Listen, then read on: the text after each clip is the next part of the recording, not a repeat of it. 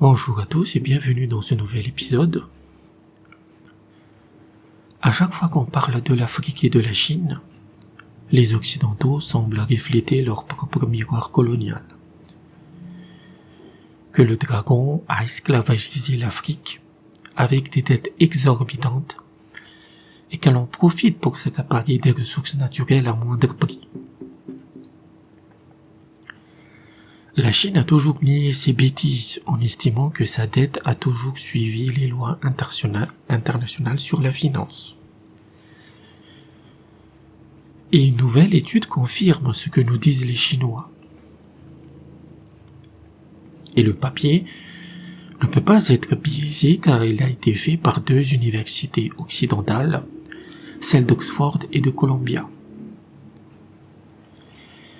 Intitulé Politic by Default, China and the Global Governance of African Debt, cette étude a analysé toute la dette africaine qu'elle a divisée en dette bilatérale, c'est-à-dire celle qu'on doit à des pays, et la dette privée.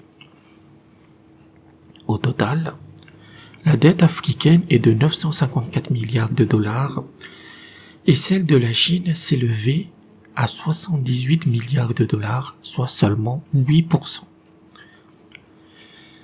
Même si la Chine est le principal créancier bilatéral de l'Afrique, les montants sont ridicules comparés à la dette privée. De plus, toute l'Afrique n'est pas endettée envers la Chine puisque cela se concentre sur l'Éthiopie, l'Angola, le Kenya, la Zambie et le Nigeria. On doit noter que la Zambie a eu du mal à payer sa dette envers la Chine et le FMI à une époque. Et elle a dû la restructurer. Mais les choses se sont bien passées au final. Cette étude confirme une tendance grandissante qui est que ce n'est pas la Chine qui est le grand prédateur des pays pauvres et émergents, mais bien la haute finance occidentale.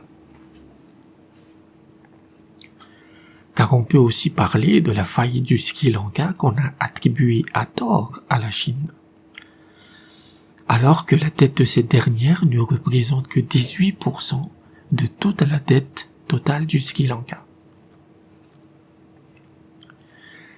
Les plus gros créanciers sont encore une fois des investisseurs privés occidentaux qui sont représentés par Rothschild et qui est connu pour prélever sa livre de chair sur les dettes nationales.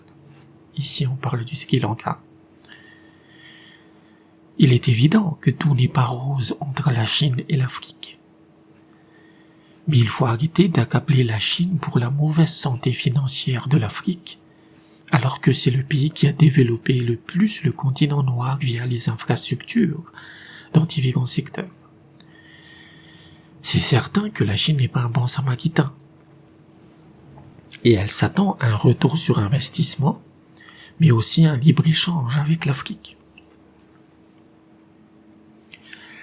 Et quand on fouille derrière ces créanciers occidentaux de l'Afrique, on trouve toujours l'Amérique, qui va en profiter une fois de plus pour piller le continent africain sous des prétextes d'état de droit et de réformes structurelles. La propagande occidentale passe en plein avec ces milices que sont le FMI et la Banque mondiale qui culpabilisent les dirigeants africains de leur dette envers la Chine.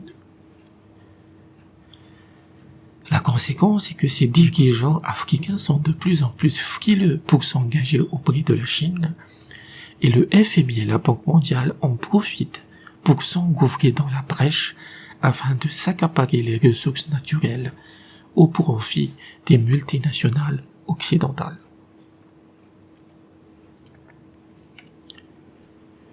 Merci d'avoir écouté cet épisode et à bientôt.